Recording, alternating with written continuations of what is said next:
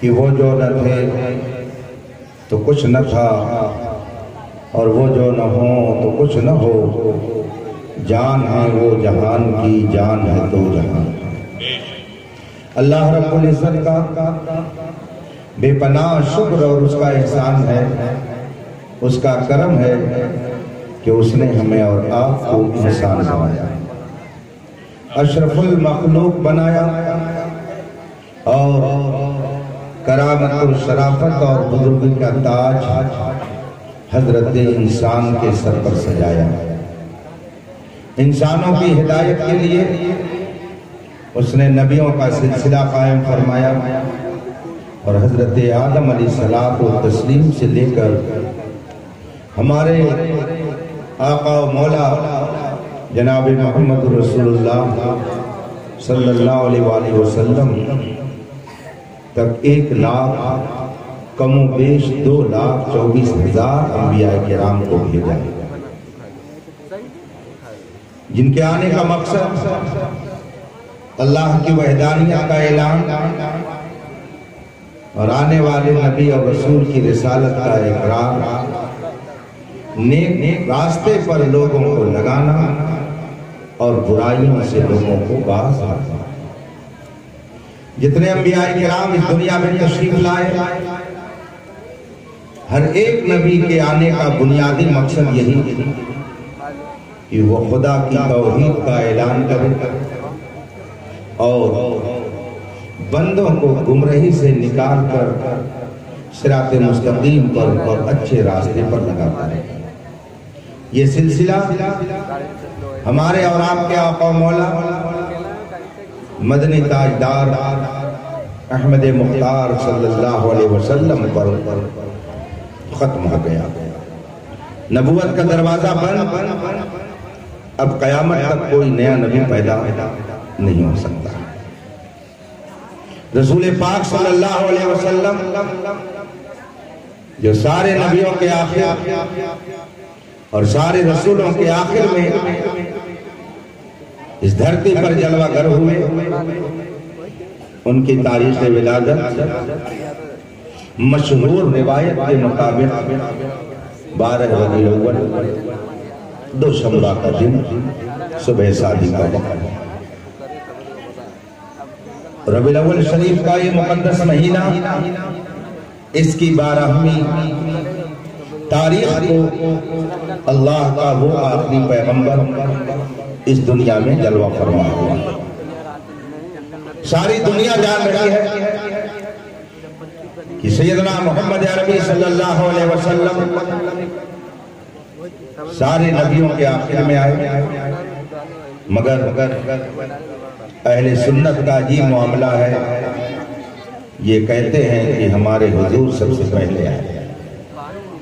دنیا کہہ رہی ہے کہ آخری پیغمبر بن کر مکے کے اندر عبداللہ کی نسل پاک سے آمنہ کے شکم مبارک سے پیدا ہونے والی ذات آخری پیغمبر کی حیثیت سے 12 ربیع الاول کو مکہ شریف میں جلوہ گر ہوئی، مگر سارے ایمان والے کہتے ہیں ہمارے حضور سب سے پہلے آئے۔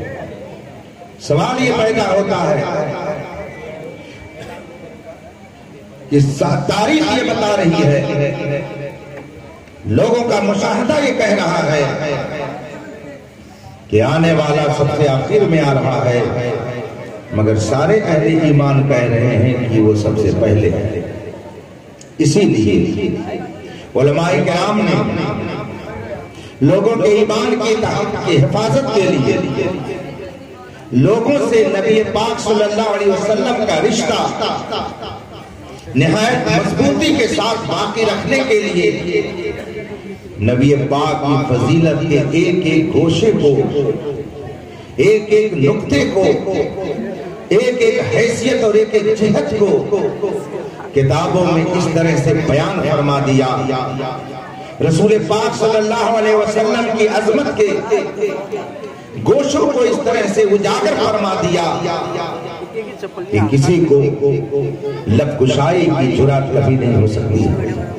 ہمارے آقا صلی اللہ علیہ وسلم اول کائنات بھی بن کر آئے اور آخر بھی بن کر کے آئے. رسول پاک اول بھی ہیں، رسول پاک آخر بھی ہیں. ہمارے علماء نے، علماء دین نے، علماء اسلام نے اس کی مختلف تشریحات کر کے مسلمانوں کے سامنے اس مسئلے کو واشگاف فرما دیا.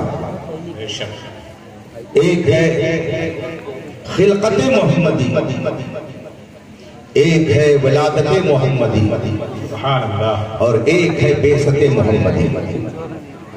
خلقت الگ چیز ہے، ولادت الگ چیز ہے، اور بعثت الگ چیز ہے. یہ تین الگ الگ حیثیتیں ہیں.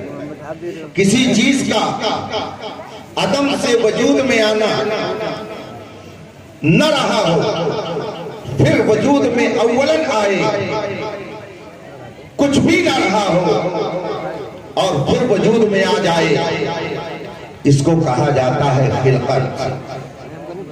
اسے خلقت سے تعبیر کیا جاتا ہے. فرمایا گیا ہے کان اللہ ولم یکن معہ شیء، خدا تھا اور کچھ نہیں تھا. خدا تھا اور کچھ نہیں تھا. تو جب کچھ نہیں تھا تو اللہ نے اسے پیدا کیا، اسے بنایا، اسے خلق کہا جاتا ہے. لیکن سوال یہ پیدا ہوا کہ اللہ نے سب سے پہلے کس کو بنایا؟ یہ دنیا معدوم تھی، اس کا کوئی وجود نہیں تھا. اسے اللہ نے بنایا تو سب سے پہلے اللہ نے اس چیز کو بنایا. ساری سائنس مل کر کے، سارے سائنسداں بیٹھ کر کے ایک دو سال نہیں لاکھوں سال غور کر لیں، لیکن اگر رسول پاک نے اس حقیقت سے پردہ نہ اٹھایا ہوتا تو سارے سائنسداں عاجز رہتے اور آج تک نہیں سمجھ پاتے کہ اللہ نے سب سے پہلے کس چیز کو پیدا فرمایا. حد تو یہ ہے کہ آج تک سائنس یہی نہیں پتہ لگا سکی کہ اس دنیا کو کسی نے بنایا ہے یا ایسے ہی بن گئی ہے. سائنس کے طلباء ہو سکتا ہے موجود ہوں، بہت سے لوگ پڑھ چکے ہوں گے. جب انہیں سمجھایا جاتا ہے کہ یہ دنیا کیسے بنی تو کہتے ہیں ایک دھماکہ ہوا اور یہ دنیا بنی. اسے کسی نے بنایا نہیں ہے، ایک دھماکہ ہوا اور دنیا وجود میں آ گئی.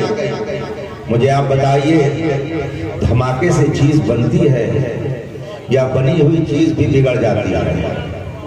خدا جب دین لیتا ہے تو عقلیں چھین لیتا ہے. یہ دنیا دھماکے سے نہیں بنی ہے، دھماکے سے چیز بنتی نہیں ہے.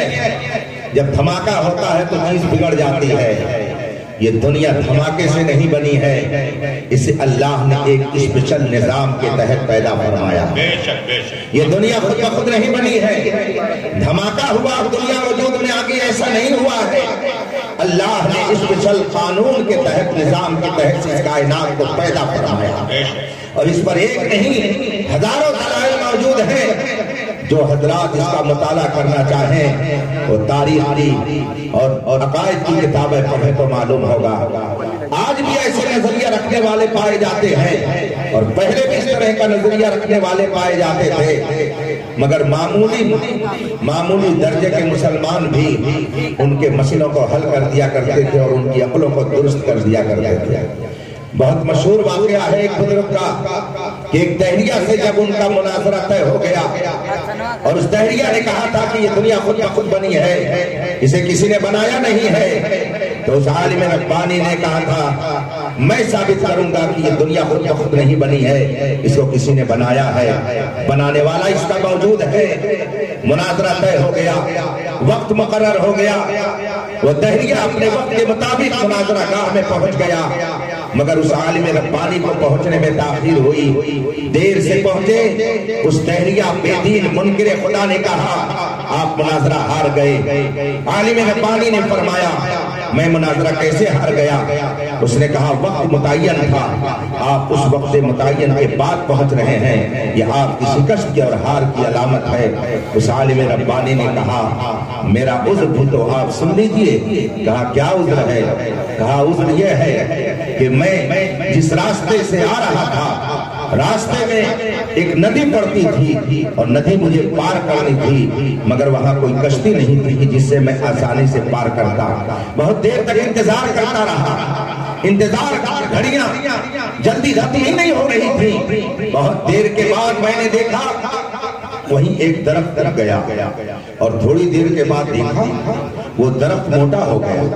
پھر میں نے دیکھا کہ وہ درخت کٹ گیا، پھر میں نے دیکھا اس کے پٹرے چر گئے، پھر میں نے دیکھا اس کی کشتی بن گئی، پھر میں نے دیکھا وہ کشتی پانی میں تیرنے لگی، پھر میں اسی پہ بیٹھ گیا اور وہ کشتی پھر اس پار پہنچی، تب میں آپ کی خدمت میں حاضر ہو رہا ہوں۔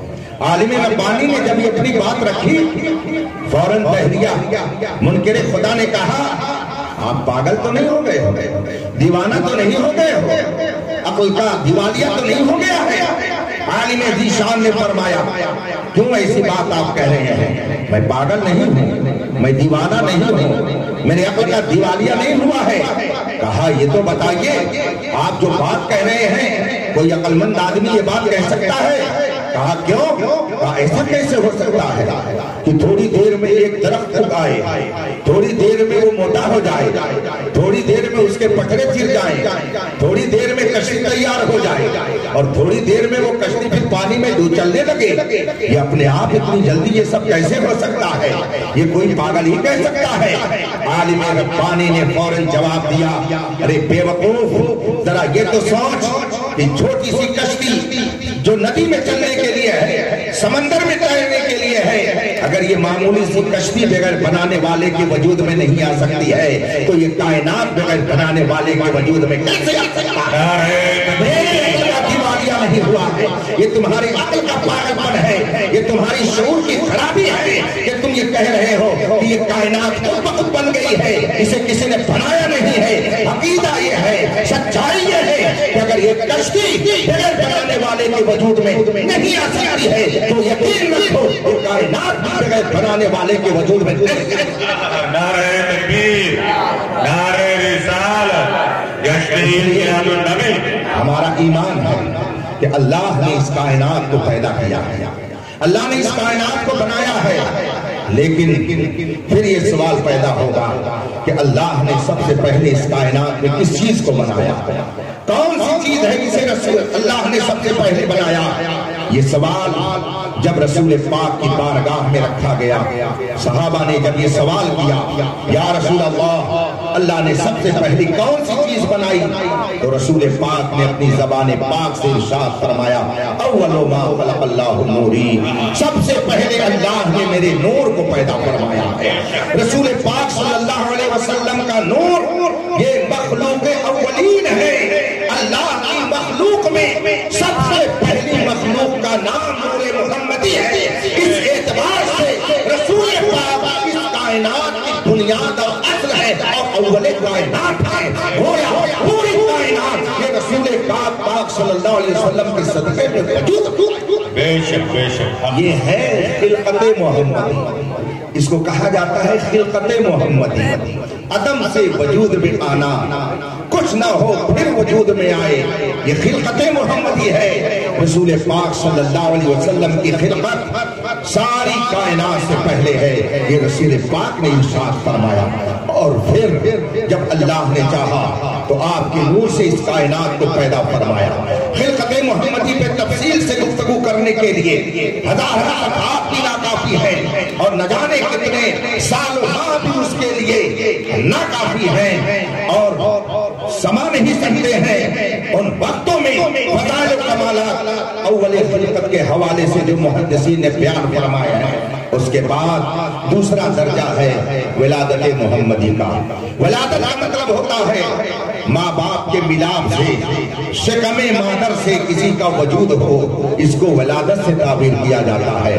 یہ ہے ولادت کا مسئلہ کہ ماں باپ کے امتزاج اور ان کے ملاپ سے باپ کے نطفے کے ذریعہ ماں کے شکم سے جب پیدائش حاصل کے ہوتی ہے، عدم سے وجود میں کوئی شے آتی ہے تو اس کو ولادت سے تعبیر کیا جاتا ہے۔ خلقت محمدی ساری کائنات سے پہلے ہے، اس لیے رسول پاک اول کائنات ہیں، اور ولادت محمدی سارے نبیوں کے بعد ہے۔ اس اعتبار سے آپ آخر کائنات ہیں، اول کائنات بھی مصطفیٰ کی ذات ہے اور آخر کائنات بھی مصطفیٰ۔ بے شک سبحان اللہ۔ یہ بات سب کی سمجھ میں نہیں آئے گی۔ ڈاکٹر اقبال نے بڑے پیارے انداز میں کہا ہے، نگاہ عشق و مستی میں وہی اول وہی آخر۔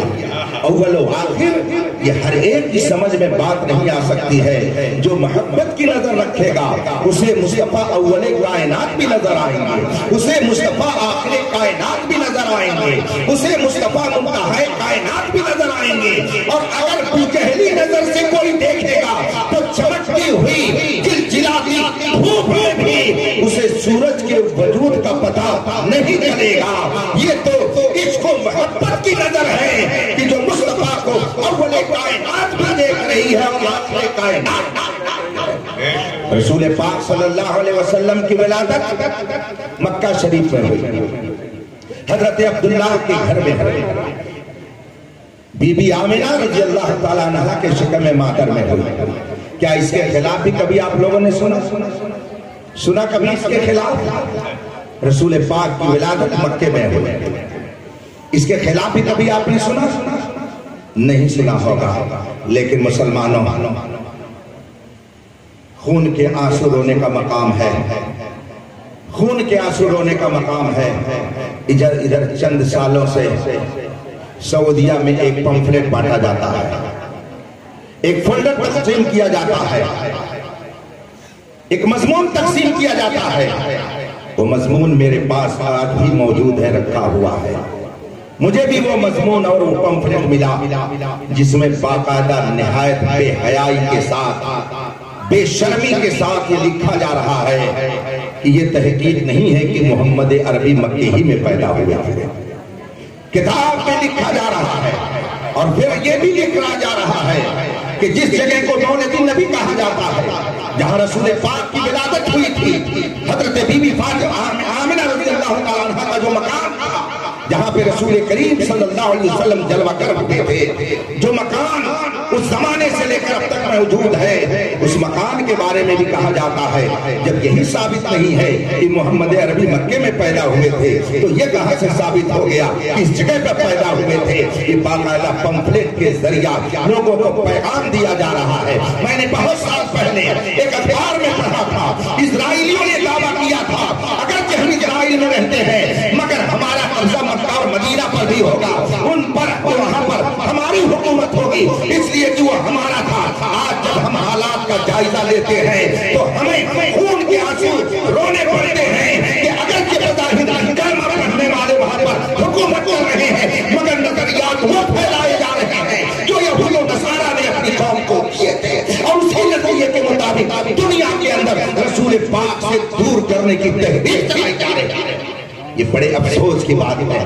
ولادت محمدی 12 ربیع الاول شریف کو ہے، مکہ مکرمہ میں ہے، حضرت آمنہ کے گھر میں ہے۔ رسول پاک صلی اللہ علیہ وسلم 12 ربیع الاول شریف کو جس جگہ پر جلوہ فرما ہوئے، حضرت شاہ ولی اللہ محدث دہلوی رحمت اللہ علیہ، جن کا نام آپ لوگوں نے بھی سنا ہوگا، وہ ہمارے بزرگ تو ہی ہیں لیکن دوسرے لوگ بھی ان کو اپنا بزرگ مانتے ہیں، ان کی بزرگی کو سب تسلیم کرتے ہیں، بلکہ وہ لوگ بہت زور و شور سے انہیں اپنا امام اور پیشوا ماننے کے لیے پمفلیٹ چھاپتے ہیں، کتابیں چھاپتے ہیں، امام شاہ ولی اللہ کہہ کر کے ان کو مخاطب کرتے ہیں۔ شاہ ولی اللہ محدث دہلوی رحمت اللہ علیہ دہلی کے رہنے والے تھے، ان کے بیٹے حضرت شاہ عبدالعزیز محدث دہلوی ہیں، شاہ ولی اللہ کے والد ماجد حضرت شاہ عبدالرحیم محدث دہلوی ہیں۔ یہ بڑا علمی خاندان تھا، بڑا علمی گھرانہ تھا، ان کے علم و حکمت کا شہرہ پوری دنیا میں تھا، تصوف میں بھی یہ بڑے اعلیٰ مقام پر تھے۔ حضرت شاہ ولی اللہ محدث دہلوی رحمت اللہ تعالیٰ علیہ ارشاد فرماتے ہیں کہ میرے والد ماجد شاہ عبدالرحیم محدث دہلوی سال 12 ربیع الاول شریف کے موقع پر گھر میں محفل میلاد منعقد کرتے تھے، اور جب محفل میلاد منعقد کرتے تو یوں ہی نہیں کہ ذکر جمیل کر کے مجلس کو برخاست کر دیا کرتے تھے، کھانے کا اہتمام کرتے، شیرینی کا اہتمام کرتے، لوگوں کی دعوت توازو ہوتی تھی، لوگوں کے درمیان شیرینی تقسیم کی جاتی تھی۔ حضرت شاہ ولی اللہ فرماتے ہیں کہ میرے والد ماجد نے ایک موقع پر مجھ سے فرمایا کہ گھر میں کچھ نہیں تھا، 12 ربیع الاول شریف کی تاریخ آ گئی، دیکھا گیا گھر میں کھلانے کے لیے کوئی سامان نہیں، حکم ہوا کہیں اگر کچھ بھی کھانے پینے کے لیے معمولی سامان بھی موجود ہو تو اس کو فراہم کیا جائے۔ جب گھر میں تلاشی لی گئی، گھر کو تلاشا گیا تو حضرت شاہ عبدالرحیم فرماتے ہیں تھوڑا سا بھنا ہوا چنا کہیں رکھا ہوا تھا۔ حضرت شاہ ولی اللہ فرماتے ہیں میرے والد ماجد نے فرمایا وہی چنا لایا جائے، وہ بھنا ہوا چنا لا کر کے رکھ دیا گیا، محفل میلاد منعقد ہو گئی۔ شاہ ولی اللہ فرماتے ہیں میرے والد ماجد شاہ عبدالرحیم نے محفل میلاد منعقد کی اور ذکر مصطفیٰ سے محفل کو سرور بخشا، محفل میلاد منعقد ہو گئی، اور اس کے بعد جب کچھ اور کھانے کے لیے میسر نہ ہوا تو وہی چنا فاتحہ کر کے تقسیم کر دیا گیا، چنا تقسیم کر دیا گیا، محفل میلاد ہو گئی، 12 ربیع الاول شریف کا جشن منا دیا گیا۔ حضرت شاہ ولی اللہ فرماتے ہیں میرے والد ماجد شاہ عبدالرحیم نے فرمایا کہ جب میں رات میں سویا تو میں تو سویا مگر میری قسمت بیدار ہو گئی، میں تو سویا مگر میری قسمت کا ستارہ چمک اٹھا۔ فرماتے ہیں میں جب رات میں نیند میں گیا تو رسول پاک صلی اللہ علیہ وسلم میرے خواب میں تشریف لے آئے، اور آپ نے علماء سے یہ سنا ہوگا رسول پاک نے ارشاد فرمایا ہے من رآنی فی المنام فقد رأى الحق، جس نے مجھے خواب میں دیکھا اس نے مجھے کو دیکھا۔ فإن الشیطان لا يتمثل بی، اس لیے کہ شیطان میری مثل بننے کی کبھی جرات نہیں کر سکتا ہے۔ یہ تو بے وقوف انسان ہے جو کہتا ہے کہ ہم نبی کی طرح ہے، ورنہ شیطان جیسا کمبخت بھی یہ جرات نہیں کرتا ہے کہ وہ نبی کی طرح اپنے آپ کو خواب میں پیش کر سکے۔ رسول پاک فرماتے ہیں کہ جس نے مجھے خواب میں دیکھا اس نے مجھے کو دیکھا، اس لیے کہ شیطان خواب میں بھی میری مثال بن کر آنے کی جرات نہیں کر سکتا ہے۔ حضرت شاہ ولی اللہ فرماتے ہیں میرے والد نے ارشاد فرمایا کہ خواب میں نے دیکھا کہ رسول پاک جلوہ فرما ہے اور میں بھی بیٹھا ہوا ہوں، اور سامنے وہ چنا رکھا ہوا ہے جو دہلی میں تقسیم کیا گیا ہے۔ اب حضرت شاہ عبدالرحیم فرماتے ہیں رسول پاک نے مجھے دیکھا، میں نے رسول پاک کی زیارت کی، رسول پاک مسکرا رہے ہیں، چہرہ گلاب کی طرح کھل رہا ہے، حساس ہے، اور اس چنے کی طرف رسول پاک نظر فرما رہے ہیں۔ اس سے پتہ کیا چلا کہ محفل میلاد اگر منعقد ہو رہی ہے دلی میں، چنا تقسیم کیا جا رہا ہے دلی میں، مگر رسول پاک کی بارگاہ میں وہ چنا پہنچا ہوا ہے۔ اس سے معلوم یہ ہوا کہ کوئی کہیں محفل منعقد کرے مگر مصطفیٰ کی نگاہ سے وہ پوشیدہ نہیں۔ آج کچھ لوگ کہتے ہیں یہ میلاد کرتے ہو، لیکن اس کا ثبوت کیا ہے؟ طرح طرح کی باتیں کرتے ہیں، اس موضوع پر میں جانا نہیں چاہتا ہوں۔ حضرت شاہ فضل الرحمان گنج مراد آبادی آپ کے بغل میں اناؤ ضلع میں ہے، اب دوسرے ضلع میں غالباً ہو گیا ہے۔ گنج مراد آباد بڑے ذیشان عالم گزرے ہیں حضرت شاہ فضل الرحمان گنج مراد آبادی علی رحمت و رضوان، بائے کے بزرگ تھے، عالم ذیشان تھے۔ ان کے مرید نے ان سے پوچھا حضور یہ تو بتائیے کیا سرکار کے زمانے میں اور صحابہ کے دور میں محفل میلاد منعقد ہوتی تھی؟ صحابہ میلاد کی محفل منعقد کرتے تھے؟ حضرت فضل الرحمان گنج مراد آبادی نے فرمایا بے شک منعقد کرتے تھے، بالکل منعقد کرتے تھے۔ کہا کیسے؟ کہا آپ کو نہیں معلوم ہے؟ کہا حضور ہمیں سمجھا دیجئے۔ حضرت فضل الرحمان گنج مراد آبادی فرماتے ہیں کہ صحابہ ہی نے تو سب سے پہلے ملکوں میں جا کر کے نبی کا میلاد پڑھا ہے، صحابہ ہی نے تو نبی کا میلاد پڑھ کر کے نبی کی عظمت کا اظہار کیا ہے، صحابہ ہی نے تو شہر شہر جا کر کے میلاد مصطفیٰ کا پرچار کیا ہے۔ کہا وہ کیسے؟ کیا آپ کو یہ فرمایا؟ کیا آپ کو یہ نہیں معلوم ہے کہ جب صحابہ کسی ملک میں جاتے تھے، کسی شہر میں جاتے تھے دعوت دین دینے کے لیے، تبلیغ اسلام کرنے کے لیے، تو وہاں پہلے جا کر کے یہ تھوڑی کہتے تھے کہ ہم صحابی ہیں، ہماری بات مان لیجئے۔ وہ وہاں جاتے تھے، لوگوں کو اکٹھا کرتے تھے، اور اکٹھا کرنے کے بعد ان سے کہتے تھے مکے میں ایک نبی پیدا ہوئے ہیں، حضرت عبداللہ کے گھر میں آمنہ کے لختے جگر کی شکل میں محمد عربی کا وجود ہوا ہے، وہ قرآن کی تعلیم دیتے ہیں، ایک خدا کی ہمیں تبلیغ کرتے ہیں کہ خدا ایک ہے۔ وہ پیغمبر مکے میں پیدا ہوئے ہیں، مدینے میں ہجرت کر کے گئے ہوئے ہیں، ان کی یہ شان ہے۔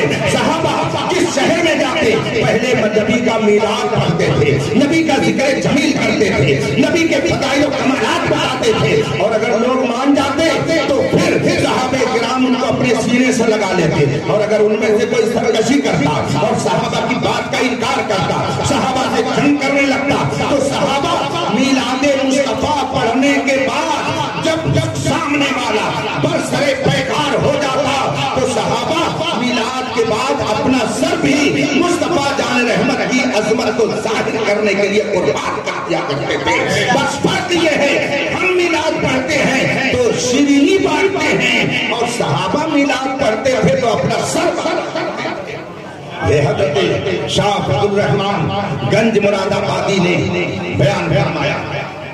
مراد آباد گنج مراد آباد کے آگے حضرت صدر اللہ فاضل علامہ سید نعیم الدین مراد آبادی رحمت اللہ علیہ، ان کے استاد محترم ہیں، ان کا نام ہے حضرت علامہ محمد گل رحمت اللہ تعالی علیہ۔ ان سے کسی نے پوچھا حضور رسول پاک صلی اللہ علیہ وسلم کے زمانے کے بعد جو کام کیا جائے اسے کیا کہا جاتا ہے؟ حضرت علامہ محمد گل رحمت اللہ علیہ نے فرمایا آپ کہنا کیا چاہتے ہیں؟ میں یہ عرض کر رہا تھا حضرت علامہ محمد گل رحمت اللہ علیہ سے پوچھنے والے نے جب پوچھا کہ میلاد شریف سرکار کہ ولادت کا ذکر جو کیا جاتا ہے اس تو بدعت ہے، اس لیے کہ بدعت اسے کہا جاتا ہے کہ جو سرکار کے زمانے کے بعد کام کیا جائے۔ جب اس شخص نے اپنی پوری بات کہہ لی تو حضرت علامہ محمد گل رحمت اللہ تعالی علیہ فرماتے ہیں آپ کیا کہنا چاہتے ہیں؟ کہا میلاد پڑھنا بدعت ہے۔ کہا کیوں؟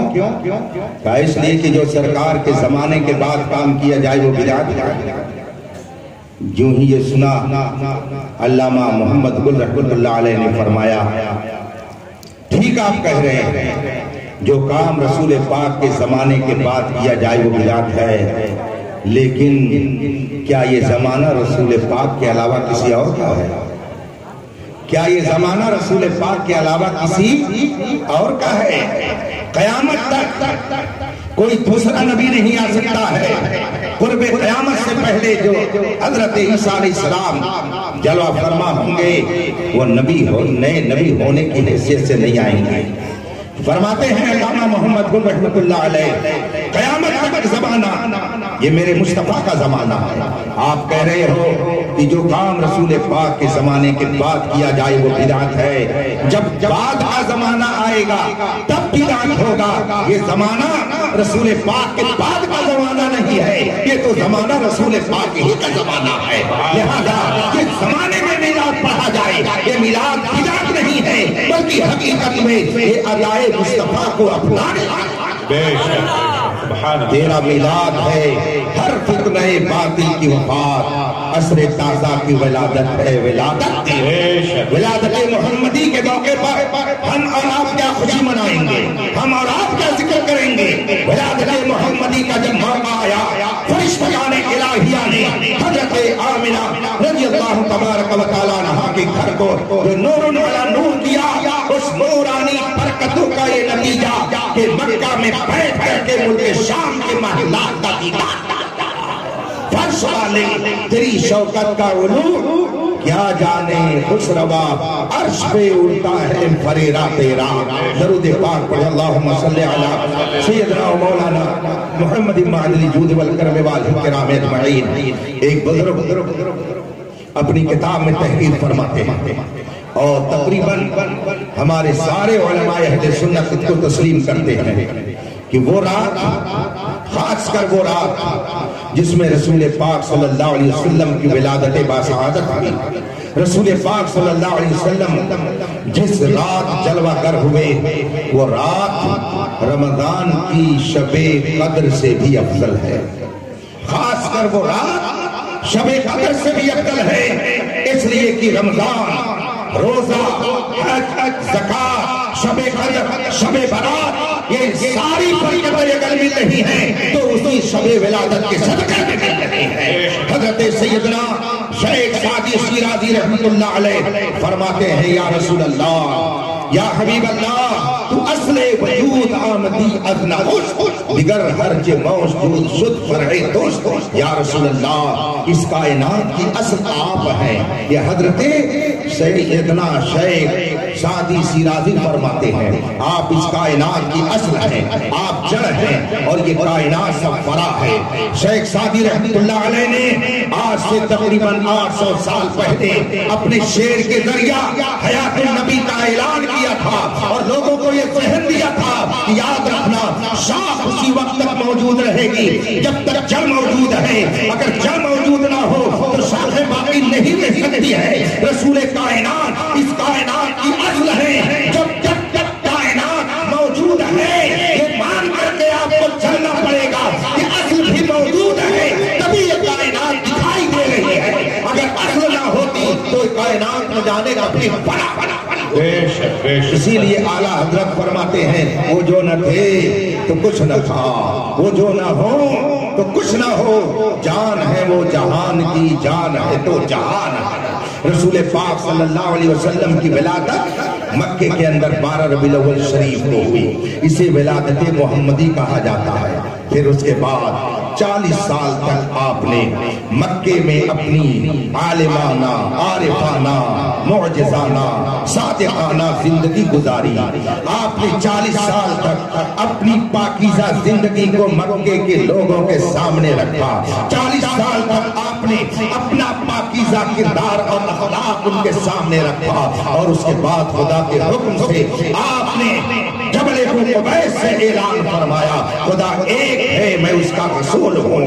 جس وقت آپ نے یہ اعلان فرمایا ہے اس کو بعثت محمدی سے تعبیر کیا جاتا ہے. رسول پاک صلی اللہ علیہ وسلم کی خلقت ساری کائنات سے پہلے ہے. وہ رسول پاک اول کائنات ہے. ولادت کے اعتبار سے سارے نبیوں کے بعد میں آئے تو آپ آخر الانبیاء قرار پائے اور بعثت کے اعتبار سے اب قیامت تک کوئی دوسرا اور نبی مبعوث نہیں ہو سکتا ہے.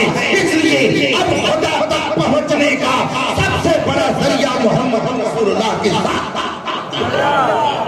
رسول پاک صلی اللہ علیہ وسلم نے 40 سال کے بعد نبوت کا اعلان فرمایا. اعلان اور چیز ہے، اعلان اور چیز ہے اور کسی منصب کو پا لینا اور چیز ہے. دونوں میں فرق ہے.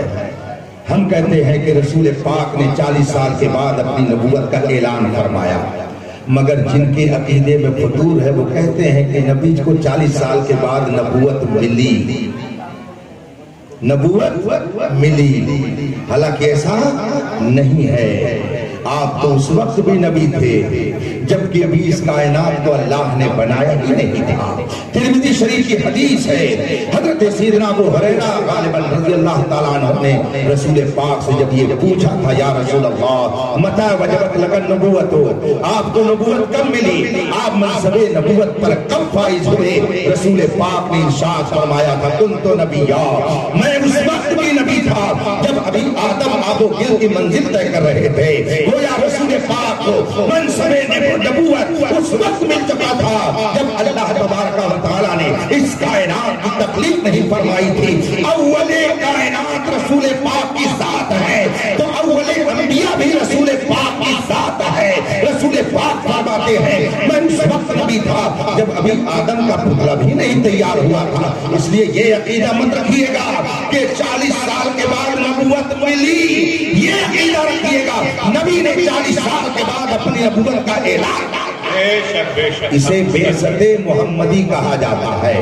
ایک ہے خلقت محمدی, ایک ہے ولادت محمدی, اور ایک ہے بعثت محمدی. یہ 12 ربیع الاول شریف جو ہمارے سر پر سایہ پگن ہے یہ ولادت محمدی کا مہینہ ہے. رسول پاک کی دنیا میں جلوہ گری کا مہینہ ہے. شکم آمنہ سے اس عالم ظہور میں آنے کا مہینہ ہے. یہ وہ بابرکت مہینہ ہے کہ اس کے عظمتوں کے صدقے میں اللہ نے ساری برکتیں ہمیں عطا فرمائی ہیں. ہوتے کہاں خلیل, کہاں کعبہ منا, لولاک والے صاحبی سب تیرے گھر کے ہیں. اللہ نے ہمیں بے شمار نعمتیں عطا کی ہے, مگر سب سے عظیم نعمت اللہ نے یہ دی کہ اس نے ہمیں رسول پاک کا وفادار امتی بنایا ہے.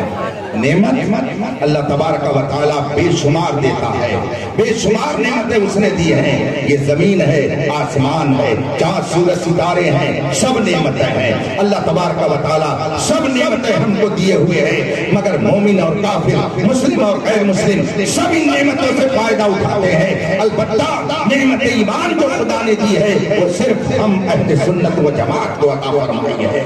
اسی لیے پوری دنیا کے اندر کلمہ پڑھنے والے بہت سارے لوگ جب 12 ربیع الاول شریف کا مہینہ آتا ہے تو کریلے کی طرح منہ بنا کر کے نہ جانے کیا کیا کہنے لگتے ہیں. ان کو 12 مہینے بدعت نظر نہیں آتی ہے, لیکن جو ہی ربیع الاول شریف کا مہینہ آئے گا بڑے بڑے بورڈ لگ جائیں گے.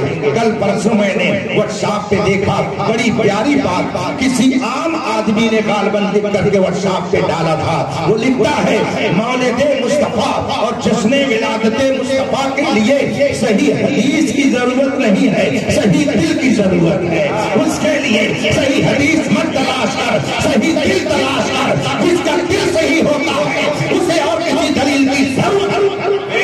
الحمدللہ ہم قلب سلیم رکھتے ہیں, اسی لیے ہم مصطفیٰ کی آمد کی خوشی میں جشن اور جلوس کا اہتمام کرتے ہیں اور پوری دنیا کو بتاتے ہیں نثار تیری چہل پہل پر ہزار عیدیں ربیع الاول سوائے ابلیس کی جہاں میں سبھی کو خوشیاں منا. رفیقان محترم, یہ اللہ کا ہم پر کرم ہے کہ اس نے رسول پاک صلی اللہ علیہ وسلم کی وفادار امت میں ہمیں پیدا فرمایا. یاد رکھیے گا ہر نعمت خدا دیتا ہے, اس سے کوئی سنی انکار نہیں کر سکتا. ہر نعمت خدا دیتا ہے. ہمارا ایمان ہے, قرآن فرماتا ہے وما بکم من نعمت فمن اللہ, تمہیں جو بھی نعمت ملتی ہے سب خدا کی طرف سے, ساری نعمتیں خدا دیتا ہے. اس پر ہمارا ایمان ہے, اس کے خلاف کوئی مسلمان عقیدہ نہیں رکھتا. ہر مسلمان کا عقیدہ یہی ہے کہ ساری نعمت خدا دیتا ہے, لیکن بات اسی پر مکمل نہیں ہو جاتی ہے.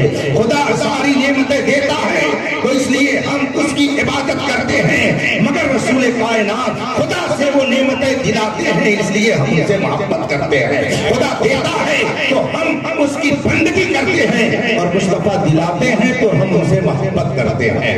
اور آدمی جب کسی سے محبت کرتا ہے, فرمایا گیا ہے من احب شیئا اکثر بالذکری, آدمی جس سے زیادہ محبت کرتا ہے اس کا زیادہ ذکر کرتا ہے. آدمی جس سے زیادہ محبت کرتا ہے اس کا ذکر خیر زیادہ کرتا ہے. ایک بزرگ نے فرمایا ہے احب ذکر نعمان لنا, نعمان کا ذکر میرے سامنے بار بار کرتے رہو, اس لیے کہ وہ مشک ہے, مشک کو جتنا قریدو گے اس میں سے اتنی ہی زیادہ خوشبو نکلے گی. نبی کا ذکر خوشبو ہے. آدمی جس قدر نبی کا ذکر کرے گا اس کا دل و دماغ ایمان کی تازگی سے وہ معطر ہوتا رہے گا, منور ہوتا رہے گا, اور اس کے دل و دماغ میں تازگی پیدا ہوتی رہے گی.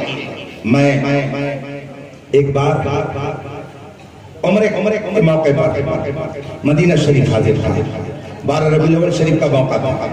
12 ربیع الاول شریف کا موقع, فجر کی نماز کے بعد 12 ربیع الاول شریف کو جگہ جگہ میں نے دیکھا عربوں کو کہ وہ کھجور لیے اور ٹافی لیے تقسیم کر رہے ہیں. کھجور اور ٹافی تقسیم کر رہے ہیں مدینہ منورہ کی سرزمین پر. پھر میں نے پتہ لگایا تو معلوم ہوا ایک نہیں، مدینہ شریف میں آج بھی بے شمار مقامات ایسے ہیں جہاں پہ 12 ربیع الاول شریف کے روز محفل میلاد منعقد کی جاتی ہے، رسول پاک کے ذکر جمیل کی محفلیں منعقد کی جاتی ہیں۔ میں ایک جگہ کھڑا تھا، اتفاق سے ایک نوجوان دور سے دیکھ کر کے میرے قریب آیا، اس نے سلام کیا اور اس کے بعد اس نے مجھ سے پوچھا کہ فلاں ملک سے آئے ہو؟ میں نے کہا نہیں، میں ہندوستان سے آیا ہوں۔ کہا 12 ربیع الاول شریف کے موقع پر آنے کا کیا مطلب ہے؟ میں نے کہا میں نبی کے میلاد کا جشن منانے آیا ہوں۔ اس نے کہا انا من لبنان، میں لبنانی ہوں اور میں بھی اس پورے گروپ کے ساتھ مدینہ منورہ میں رسول پاک کی ولادت کی خوشی میں جشن منانے کے لیے آیا ہوں۔ اس کا مطلب یہ ہے کہ کچھ لوگ جو کہتے ہیں فلاں جگہ ہوتا ہے فلاں جگہ نہیں ہوتا ہے، وہ کون سی جگہ ہے جہاں پر مصطفیٰ کی ولادت کا جشن نہیں ہوتا ہے؟ نثار تیری چہل پہل پر ہزاروں عیدیں، ربیع الاول سوائے انیس کے جہاں میں سبھی تو خوشیاں کان جدھر لگائیے تیری ہی داستان ہے۔ اس کائنات کی سب سے عظیم ہستی کا نام محمد رسول اللہ ہے۔ کوئی تجھ سا ہوا ہے نہ ہوگا شہا، تیرے شہر و کلام و بقا کی قسم۔ آپ نے علماء کی زبان سے حدیث جبریل کے حوالے سے سنا ہوگا، جب پوچھا تھا رسول پاک نے کیا مجھ سے بھی میری طرح مجھ جیسا کہیں دیکھا؟ تو حضرت جبریل نے عرض کی تھی یا رسول اللہ قلبت الارض مشارقها ومغاربها فلم ارى مثلك، میں نے مشرق و مغرب کو الٹ پلٹ کر کے دیکھا مگر مجھے مشرق و مغرب اور کائنات میں آپ جیسا کوئی نظر نہیں آیا۔ اسی کی ترجمانی کرتے ہوئے اعلیٰ حضرت نے فرمایا یہی بولے سدرا والے چمنے جہاں کے پھالے، سبھی میں نے چھان ڈالے تیرے پائے کا نہ پایا، تجھے ایک نے ایک بنایا، تجھے ایک نے ایک بنایا۔ اس کائنات میں رسول پاک جیسا کوئی دوسرا انسان پیدا نہیں ہوا۔ ان کا اخلاق، ان کا کردار کتنا اعلیٰ تھا، خدا کی قسم اگر چند واقعات پڑھ کر کے ہم رسول پاک کی سیرت کو اپنا لیں تو پھر وہی دور آئے گا کہ دشت تو دشت ہے، دریا بھی نہ چھوڑے ہم نے، بحر ظلمات میں دوڑا کے کھوڑے ہم نے۔ یہی منظر ہوگا کہ جس طرف آپ جائیں گے خوشیاں آپ کا استقبال کریں گے۔ کیا آپ نہیں جانتے کہ رسول پاک نے کیا پیارا اخلاق پیش کر کے امت کو درس دیا؟ بہت مشہور واقعہ حضرت سیدنا زید بن حارثہ رضی اللہ تعالیٰ عنہ، حضرت زید حارثہ کے بیٹے ہیں۔ رسول پاک صلی اللہ علیہ وسلم مکے میں تشریف فرما ہے، حارثہ کے بیٹے زید کو ڈاکوؤں نے کہیں سے اچک لیا اور لا کر کے مکے کے بازار میں بیچ دیا۔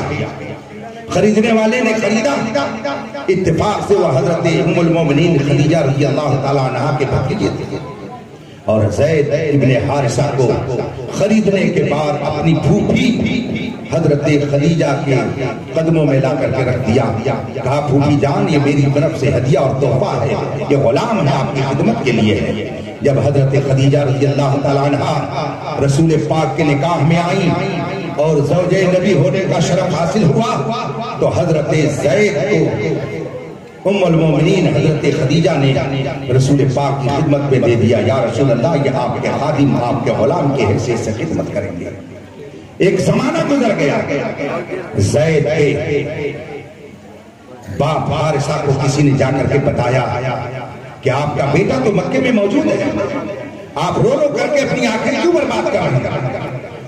زید کی ماں سے کہہ دیجئے اس کا بیٹا مرا نہیں ہے، مکے میں موجود ہے، محمد عربی کے پاس ہے، پیغمبر اسلام کے پاس ہے، آپ جائیے، وہ بڑے رحیم ہیں، بڑے شفیق ہیں، بڑے مہربان ہیں، بڑے بااخلاق ہیں، آپ جاؤ۔ چنانچہ زید کے باپ حارثہ اپنے بھائی کعب کو لے کر کے مکے کے لیے روانہ ہوئے۔ جب پہنچے رسول پاک کی بارگاہ میں دیکھا کہ زید رسول پاک کی خدمت میں حاضر ہیں۔ حضرت زید رسول پاک کے خادم کی حیثیت سے خدمت میں مشغول ہیں۔ زید کے باپ حارثہ اپنے بھائی کعب کو لے کر کے نبی کی بارگاہ میں پہنچے، عرض کی یہ میرا بیٹا ہے، اس کے ساتھ یہ حادثہ ہوا، ڈاکوؤں نے اسے اچک لیا تھا، بہت سال پہلے یہ ہم سے غائب ہو گیا۔ اس کی ماں روتے روتے اپنی آنکھیں کھو چکی ہے، اس کی بہن اس کی یاد میں روتی رہتی ہے، میرے خاندان کے لوگ اس کی یاد میں روتے ہیں۔ ایک پیغمبر اسلام، آپ کی شرافت، آپ کی کرامت، آپ کی بزرگی، آپ کے اخلاق کا میں نے ذکر سنا ہے، یہ میرا بیٹا ہے، اگر آپ اسے مجھے واپس کر دیں تو بڑی مہربانی ہوگی۔ حضرت زید کے باپ نے جب اپنی داستان رسول پاک کے سامنے پیش کی، وہ رحیم و کریم جو ساری کائنات کے لیے رحمت پر کر کے جلوہ فرما ہوئے، آپ کا دل محبتوں سے بھر گیا، آپ کی آنکھیں بھی ٹپٹپا آئیں، آپ نے زید کی طرف رخ کیا اور فرمایا زید تمہارے باپ کیا کہہ رہے ہیں، تمہارے چچا کیا کہہ رہے ہیں، میری طرف سے تمہیں آزادی ہے، اگر تم اپنے باپ اور چچا کے ساتھ اپنے گھر جانا چاہتے ہو تو جا سکتے ہو۔ حضرت زید نے جب رسول پاک صلی اللہ علیہ وسلم کی یہ بات سنی اور یہ رسول پاک کا ارشاد سنا کہ آپ آزاد کر رہے ہیں اور اجازت دے رہے کہ اپنے گھر چلے جائے، وہ بیٹا جو برسوں سے اپنے باپ سے جدا تھا، اپنی ماں سے جدا تھا، چچا سامنے موجود ہے، باپ سامنے موجود ہے، ماں کی محبت یاد آ رہی ہے، بہن کی شفقت یاد آ رہی ہے، بھائی کا پیارا یاد آ رہا ہے۔ حضرت زید ان باتوں کو یاد کر کے رونے لگے اور ان کی آنکھوں سے آنسو جاری ہو گئے، مگر تھوڑی ہی دیر کے بعد رسول پاک سے عرض کرتے یا رسول اللہ، ماں کی محبت اپنی جگہ، باپ کی شفقت اپنی جگہ، بھائی کا پیار اپنی جگہ، بہن کا لاڈ اپنی جگہ پر، چچا کی محبت اپنی جگہ پر، یا رسول اللہ آپ کی طرف سے اگرچہ اجازت ہے کہ میں اپنے گھر میں چلا جاؤں، یا رسول اللہ لیکن آپ سے جدا ہو کر کے میں بھلا کیسے رہ سکتا ہوں، یا رسول اللہ میں اپنے گھر جانے کے لیے کبھی تیار نہیں ہوں، میں رہوں گا تو آپ کے قدموں ہی میں رہوں گا۔ پتا کیا چلا، جس کو ہو درد کا مزہ نازے دوا اٹھائے جو نبی کی غلامی میں مزہ پا لیتا ہے، دنیا کی طاقت اس کے سامنے ہے۔ سبحان اللہ، ماشاءاللہ۔ محترم، اگر رسول پاک کی محبت آپ کے دل میں ہے تو رسول پاک کی اطاعت کا جذبہ ویسے ہی ہونا چاہیے جس طرح سے کی محبت کا تقاضا ہے۔ ایک عربی شاعر کہتا ہے تعصی الہ وانت تظہر حبہ ھذا محال فی القیاس بدیع۔ اللہ کی نافرمانی کر کے کہتے ہو کہ ہم اللہ سے محبت کرتے ہیں، کوئی ایسا محبوب ہے کہ جس کا محب اس کی بات کو ٹال دیتا ہو؟ کوئی ایسا محبوب ہے کہ اگر وہ کچھ کہے تو اس کا شیدائی اس کی بات کو ٹال دے؟ تعصی الہ، اللہ کی نافرمانی کر کے تم محبت کا دعویٰ کرتے ہو، اس محبت میں جھوٹے ہو۔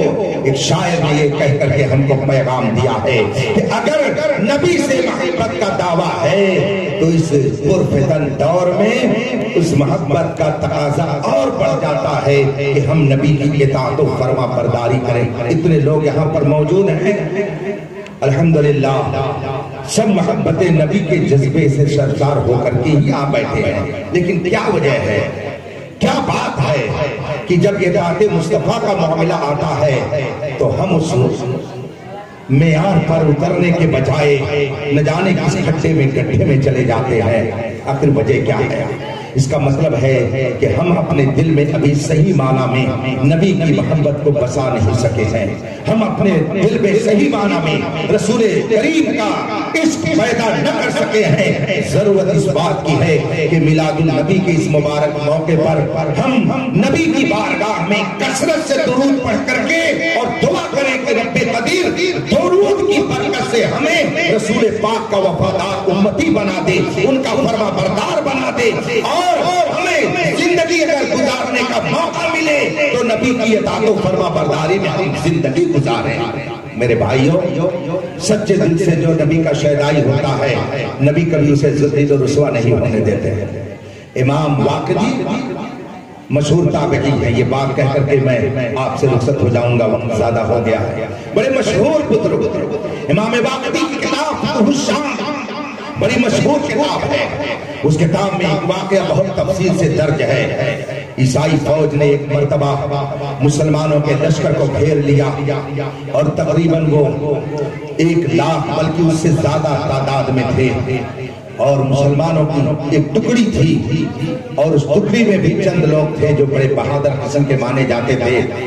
سامنے ایک لاکھ کا عیسائی لشکر آ گیا مسلمانوں کو تہس نہس کرنے کے لیے. ایک مجاہد ہے رسول پاک ایک شیدائی ہے, ان کا نام ابو الہول ہے. اصل نام ان کا دامس ہے لیکن ان کو ابو الہول کے نام سے جانا جاتا تھا. وہ پہنچے حضرت خالد بن ولید رضی اللہ تعالیٰ عنہ کی بارگاہ میں, عرض کی دشمن کی فوج سامنے ہے, مسلمانوں پر حملہ کرنے کے لیے تیار ہے, ہمیں 10 ساتھیوں کو دے دیجئے, ہم جا کر کے ان کا کام تمام کرنے کے لیے تدبیر کر کے آئیں گے, ان کو ہم کو ہتر بتر کرنے کے لیے منصوبہ بنائیں گے. حضرت خالد بن ولید نے کہا اتنا عظیم لشکر اور اس کے لیے تم 10 لوگ کیا کر سکتے ہو؟ حضرت ابو الہول نے فرمایا, عرض کی آپ ہمیں 10 ساتھی دے دیجئے اور پھر دیکھیے کہ ہم کیا کرتے ہیں. حضرت دامس کی خواہش کے مطابق انہیں 10 ساتھیوں کو دے دیا گیا. حضرت خالد بن ولید نے 10 ساتھیوں کے ساتھ حضرت ابو الہول کو الوداع کیا, انہیں رخصت کیا, انہیں الوداع کہا اور پھر وہ دشمن کی فوج کی طرف چلے گئے. 10 ساتھیوں کو لے کر کے حضرت ابو الہول ایک لاکھ کے لشکر میں گھس جاتے ہیں, تتر بتر کرتے ہیں, مگر 10 ساتھیوں کے ساتھ حضرت ابو الہول دشمن کے نرغے میں جب پھنس گئے, دشمنوں نے ان کو گرفتار کر لیا. حضرت خالد بن ولید کو جب یہ خبر ملی کہ ساتھی سب کے سب گرفتار ہو گئے, حضرت ابو الہول بھی گرفتار ہو گئے, ان کی آنکھوں سے آنسو جاری ہو گئے. اس لیے ابو الہول اس ٹکڑی میں اور اس فوج میں بڑی طاقت کے مالک تھے, بہت بڑے بہادر تھے اور وہ دشمنوں کی قید میں ہو گئے. حضرت خالد بن ولید کو جب یہ خبر ملی, آپ کی آنکھوں سے آنسو, مگر رب کی بارگاہ میں آپ نے ہاتھ اٹھا کر کے دعا کی, مولا میرے ان ساتھیوں کی حفاظت فرما. 1 ہفتہ گزرا, 2 ہفتہ گزرا, 3 ہفتہ گزرا, کئی ہفتہ گزر گئے. اتفاق سے ایک دن حضرت خالد بن ولید ساتھیوں کے ساتھ بیٹھے ہوئے تھے, صحابہ تابعین کی مقدس جماعت بھی بیٹھے ہوئے تھے. دیکھا کہ حضرت ابو الہول اپنے 10 ساتھیوں کے ساتھ گھوڑے پر سوار ہو کر کے چلے آ رہے ہیں. حضرت خالد بن ولید نے جب دیکھا کہ ابو الہول اپنے 10 ساتھیوں کے ساتھ صحیح سلامت واپس آ رہے ہیں, کھڑے ہو کر کے ان کا استقبال کرنے کے لیے تیار ہو گئے. اپنے ساتھیوں کے ساتھ حضرت خالد بن ولید کھڑے ہو کر کے ان کا استقبال کرنے کے لیے ان کا انتظار کر رہے ہیں. حضرت ابو الہول اپنے 10 ساتھیوں کے ساتھ جب گھوڑے سے اترے, حضرت خالد بن ولید سے مصافحہ ہوا, معانقہ ہوا. اب اس کے بعد فوراً حضرت خالد بن ولید نے پوچھا, ابو الہول یہ تو بتاؤ, تم اتنے دنوں تک دشمن کی قید میں تھے, تمہارے ہاتھوں میں بیڑیاں نہیں ہوں گے, تمہاری قیدوں پیروں میں زنجیریں نہیں ہوں گی, یہ بتاؤ کہ تم جھوٹ کر کے کیسے آئے؟ حضرت ابو الہول دامس رضی اللہ تعالی عنہ کا وہ تاریخی جملہ کتاب میں موجود ہے.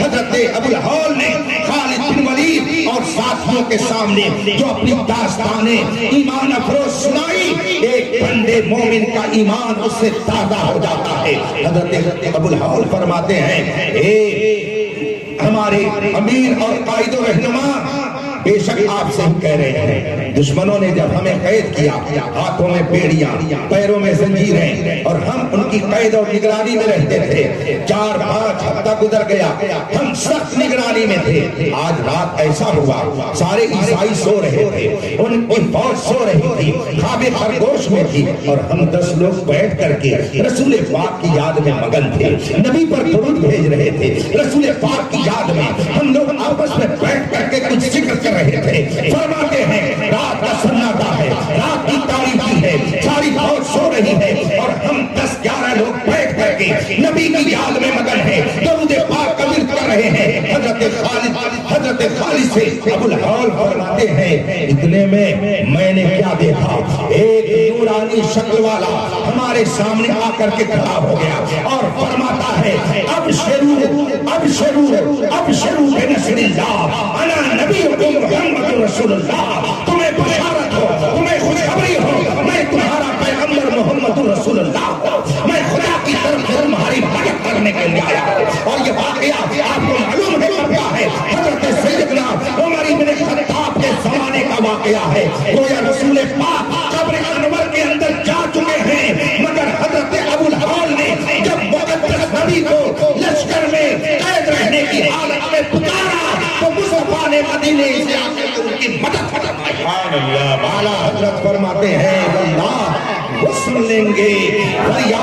پہنچیں گے. اتنا بھی تو ہو کوئی جو آہ کرے دل سے. اگر کوئی دل سے آہ کرے تو آج بھی مصطفیٰ جان رحمت اس کی مدد کو بہت پایا کرتے ہیں. اس لیے میرے بھائیوں آپ اپنے آپ کو بے سہارا مت سمجھیے گا, بے سہارا مت سمجھیے گا. دنیا کا کوئی سہارا آپ کے لیے سہارا بنے یا نہ بنے, مگر سارے سہاروں کا سہارا مصطفیٰ جان رحمت کی ذات ہے. سارے سہاروں کا سہارا رسول کائنات ہیں. انہیں جانا, انہیں مانا, نہ رکھا غیر سے کام. للہ الحمد میں دنیا سے مسلمان گیا. اللہ ارشاد فرماتا ہے رب کی نعمت کا خوب تذکرہ کرو. سب نعمتیں مگر ساری نعمتوں کی اصل رسول پاک کی ذات ہے. نماز اللہ کی نعمت ہے, روزہ اللہ کی نعمت ہے, حج اللہ کی نعمت ہے, اولاد اللہ کی نعمت ہے, دھوپ اللہ کی نعمت ہے, مکان اللہ کی نعمت ہے, شادی بیاہ اللہ کی نعمت ہے, زمین جائیداد اللہ کی نعمت ہے, دولت اللہ کی نعمت ہے, سب اللہ کی نعمت ہے. اس میں کوئی شک نہیں ہے. لیکن لا ورب العرش, جس کو جو ملا ان سے ملا. بڑھتی ہے کونین میں نعمت رسول اللہ کی. ساری نعمتیں بلا شبہ اللہ کی نعمتیں ہیں, مگر سب سے عظیم نعمت رسول پاک کی ذات ہے. اس لیے دنیا کے کسی گوشے میں رہیے مگر نبی سے اپنا رشتہ مضبوط رکھیے. ہم لوگ 10 روز تک پکے سچے محمدی بن جاتے ہیں, مگر پورے سال تک ہمیں محمدی بننے میں پتہ نہیں کیوں بہت تکلیف ہوتی ہے. یہ ہمارا نوجوان, ہم ان کو جب دیکھتے ہیں تو ترس بھی آتا ہے, رحم بھی آتا ہے, افسوس بھی ہوتا ہے. جیسے انہوں نے دیکھ لیا کسی ایکٹر کو کچھ کرتے ہوئے تو بس سمجھتے ہیں کہ یہی سب سے اعلیٰ قسم کا طریقہ ہے. ہفتے میں ایک دن جمعہ پڑھنے جائیں گے, ایک دن جمعہ پڑھنے جائیں گے, اور وہ بھی اس ڈھنگ سے کہ اگر شرعی طور پر شریعت کی ترازو پر تول دیا جائے تو ایک دن اور ایک وقت کی نماز بھی وہ بے نماز ہی کہلائیں گے یہ لوگ. ہم نے دیکھا یہ ہمارے نوجوان ایک فیشن چلائے ہوئے ہیں, ہفتے میں ایک دن جمعہ پڑھنے جاتے ہیں. یہ علماء بیٹھے, آپ ان سے مسئلہ پوچھ لیجیے, یہ بتائیں گے کہ اگر نماز کی حالت میں آپ ایسے ہیں کہ شریعت نے جس طرح رہنے سے منع کیا ہے تو آپ کا پڑھنا نہ پڑھنا دونوں برابر ہے. مثلا فرمایا گیا ہے کہ مرد کو ہاتھ میں کڑا پہن کر کے نماز پڑھنا ناجائز ہے, نماز مکروہ تحریمی واجب الادا ہے. اب ہمارے لڑکوں نے کیا کرنا شروع کر دیا کہ ہاتھ میں بھی کڑا اور کان میں منری پہن لیا. پتہ نہیں کس نے ان کو بتا دیا کہ کان میں تم ڈال لو بندی, مرد کی بجائے عورت بن جاؤ, اس طرح سے تم جاؤ گے تو اچھے لگو گے. ہفتے میں ایک دن نماز پڑھنے کے لیے نوجوان جاتا ہے, اور وہ بھی کان میں منری پہن کر کے, ہاتھ میں کڑا پہن کر کے, اور پیجامہ تو ایسا الامان الحفیظ. کسی پاگل نے کبھی کوئی پھلا پرانا کپڑا پہن لیا ہوگا تو نہ جانے کتنے لوگ پاگل بن گئے کہ اچھا کپڑا پینٹ کا بھی پھاڑ پھاڑ کر کے پہننا شروع کر دیا, اور سمجھتے ہیں کہ یہ فیشن ہے. اللہ تبارک و تعالی ہمیں اس بری تہذیب سے بچنے کی توفیق عطا فرمائے. یہ کہتے ہیں علماء بتاتے نہیں ہیں, ہماری خواتین, ہمارے گھر کی شہزادیاں بناتے حوا یہ خیروں کی گود میں جا رہی ہیں. لوگ کہتے ہیں علماء اصلاح نہیں کرتے ہیں, علماء ہی تو بولتے ہیں اور بولتا کون ہے, علماء ہی تو بتاتے ہیں اور بتاتا کون ہے. جگہ جگہ کے تمہیں تھک چکے ہیں ہنگامے, نشاط لذت خواب گراں بدل ڈالو, بدل ڈالو. غلط روی سے منازل کا بود بڑھتا ہے, مسافروں روش کارواں بدل ڈالو. رسول پاک کی یاد کی محفل منعقد کرنے کا مقصد صرف یہ نہیں ہوتا ہے کہ آپ کے فضائل سنا دیے جائیں, بلکہ یہ بھی مقصد ہوتا ہے کہ آپ کے کردار کو اپنا کر کے ایک پاکیزہ معاشرہ وجود میں آئے. اس لیے اگر آپ رسول پاک کے سب سے وفادار امتی ہیں تو ان کی سیرت و کردار کو اپنائیے, انشاءاللہ یہاں بھی سرخرو رہیں گے اور وہاں بھی سرخرو رہیں گے. اللہ تبارک و تعالی ہمیں اور آپ کو نماز پنجگانہ کا پابند بنائے. اور شاپ پہ آپ بھی لوگ بھی سنیں, ہم بھی سنتے رہتے ہیں. ایک بزرگ کا قول کسی نے بیان کیا کہ جو بے نمازی ہے، ایک بزرگ نے فرمایا کہ وہ خنزیر سے بھی بدتر ہے، معاذ اللہ رب العالمین۔ جو نماز نہیں پڑھتا اس کو فرمایا کہ وہ خنزیر سے بھی بدتر ہے، ایک بزرگ نے فرمایا۔ اب آپ اندازہ لگائیے کہ نماز کتنی اہم چیز ہے۔ میرے آقا صلی اللہ علیہ وسلم نے نماز کے لیے کس قدر اہمیت کے ساتھ جملے ارشاد فرمائے آپ سب جانتے ہیں۔ رسول پاک نے اخلاق اتنی پیاری تعلیم ہمیں عطا کی ہے، آپ سب جانتے ہیں۔ صبر کا کس طرح سے ہمیں درس دیا ہے، آپ سب جانتے ہیں۔ مکے کے لوگ ظلم کرتے تھے، رسول پاک برداشت کرتے تھے، اور پھر جب میرے آقا مدینہ تشریف لے گئے اور مدینہ منورہ سے فاتحانہ شان کے ساتھ جب مکے میں داخل ہوئے تو وہ لوگ جو کل تک گالیاں دیتے تھے، جو کل تک برا کہتے تھے، جو کل تک ظلم کرتے تھے، سب سامنے کھڑے تھے۔ اگر رسول پاک چاہتے تو ایک ایک کر کے سب کی سچا بوٹی کر دی جاتی، کسی کا وجود نہیں رہتا۔ صحابہ میں سے بعض نے کہا آج بدلہ لینے کا دن ہے، آج بدلہ لینے کا دن ہے، مگر میرے مصطفیٰ فرما رہے تھے آج بدلہ لینے کا دن نہیں ہے، آج کا دن تو لوگوں کے ساتھ مہربانی کرنے کا دن ہے۔ مگر ہمارا حال کیا ہے؟ اگر ذرا سی کسی کی موٹر سائیکل لگ گئی ہماری گاڑی سے، کیسے تیری ہمت ہوئی، پھر اپنی پوری طاقت صرف کر دیں گے، اس کے بعد میں لاٹھی بھی نکلے گی، پھر مقدمہ بازی ہوگی، پھر پولیس آئے گی، اس کے بعد میں کیا حال ہوگا وہ سب جانتے ہیں۔ میرے بھائیوں، سیرت مصطفیٰ کو پڑھیے، رسول پاک کا کردار اپنائیے، صحابہ کی محبت کا جذبہ آپ پڑھ کر کے اس کو اپنے اندر مجدن مارنے کے لیے کتابیں پڑھیے، مطالعہ کیجیے، اور پھر رسول پاک نے صحابہ کے درمیان جو پیار محبت کی تعلیم دی تھی، غیروں کے ساتھ نہ کر سکے تو کم از کم اپنوں کے ساتھ تو کیجیے۔ اللہ تبارک و تعالی ہمیں صحیح معنی میں سچا پکا مسلمان بن کر رہنے کی توفیق عطا فرمائے۔ وآخر دعوانا ان الحمدللہ رب العالمین۔ السلام علیکم۔